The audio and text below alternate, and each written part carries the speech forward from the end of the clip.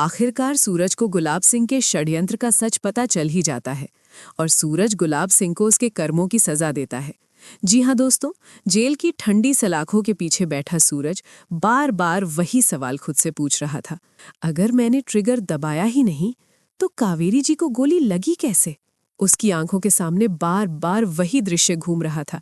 कावेरी जमीन पर गिरी हुई, ईशा चीख रही थी और अगले ही पल पुलिस ने उसे पकड़ लिया। लेकिन असली चोट गोली का इल्जाम नहीं था। सबसे बड़ा दर्द था ईशा का भरोसा टूट जाना। जिस लड़की ने उसे गुंडे से इंसान बनने का सपना दिखाया था, वही अब उसे कातिल समझने लगी थी। उधर शहर के दूसरे कोने में गुलाब सिंह अपने कमरे में अकेले बैठे थे। उनके सामने मेज पर सूरज और ईशा की शादी की तस्वीर रखी थी। कुछ पल तक वो उस तस्वीर को घूरते रहे और फिर अचानक उन्होंने माचिस जलाई। तस्वीर आग में जलने लगी। लपटों में सिर्फ कागज नहीं जल रहा था, एक रिश्ता जल रहा था।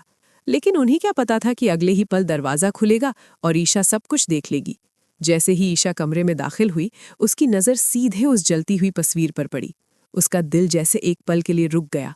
नहीं, वो दौड़कर आई और तस्वीर को आग से निकाल लिया। उसके हाथ जल गए, लेकिन उसे दर्द का एहसास तक नहीं हुआ। उसकी आंखों में सिर्फ एक सवाल था, पापा, आप ऐसा कैसे कर सकते हैं? गुलाब सिंह कुछ पल चुप रहे, फिर ठंडी आवाज में बोले, क्योंकि उस लड़के ने तुम्हारी जिंदगी बर्बाद कर दी है। लेकिन ईशा के दिल में पहली बार शक पैदा हुआ, क्योंकि कुछ देर पहले ही वो जेल में सूरज से मिलकर आई थी और वहां उसने सूरज की आंखों में कुछ ऐसा देखा था जो एक कातिल की आंखों में नहीं होता, सच्चाई। सूरज ने उससे सिर्फ एक बात कही थी, मुझे 2 दिन दे दो ईशा, अगर मैं अपनी बेगुनाही साबित ना कर पाया तो हमेशा के लिए तुम्हारी जिंदगी से चला जाऊंगा। उस वक्त ईशा ने उस बात को नजरअंदाज कर दिया था, लेकिन अब अपने ही पिता को तस्वीर जलाते देख उसके दिल में पहली बार सवाल उठा, क्या सूरज सच बोल रहा था? दूसरी तरफ सूरज को जेल से सिर्फ 48 घंटे की मोहलत मिली थी। ये आज़ादी नहीं थी, ये आखिरी मौका था। अगर इन 2 दिनों में वो अपनी बेगुनाही साबित नहीं कर पाया तो हमेशा के लिए अपराधी बन जाएगा।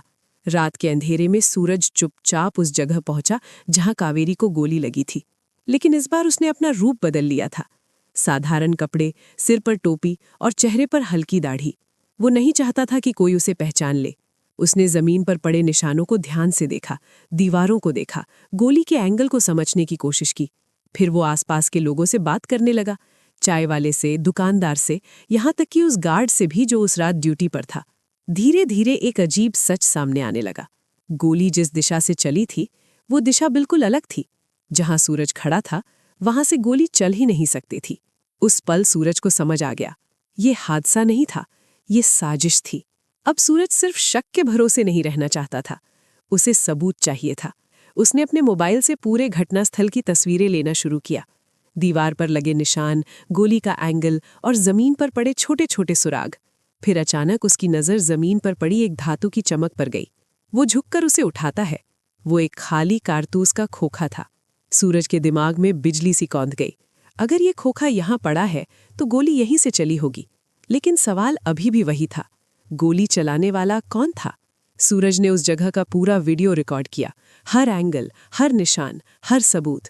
अब उसे सिर्फ एक चीज चाहिए थी, ईशा का भरोसा। क्योंकि अगर ईशा उसकी बात मान लेगी तो पूरी कहानी बदल सकती थी। और उसी पल सूरज ने फैसला किया, उसे ईशा से मिलना होगा। अगले दिन सूरज ने ईशा को फोन किया। फोन उठाते ही कुछ पल दोनों चुप रहे। कभी जो 2 लोग एक दूसरे की सांसों की आवाज पहचान लेते थे, आज उनके बीच खामोशी थी। फिर सूरज बोला, अगर तुम्हें लगता है कि मैं सच बोल रहा हूं तो उस जगह पर आओ जहां सब शुरू हुआ था। ईशा बहुत देर तक सोचती रही, फिर आखिरकार वो वहां पहुंच गई। सूरज पहले से वहां खड़ा था। उसने शांत आवाज में कहा, देखो ईशा, मैं यहां खड़ा था।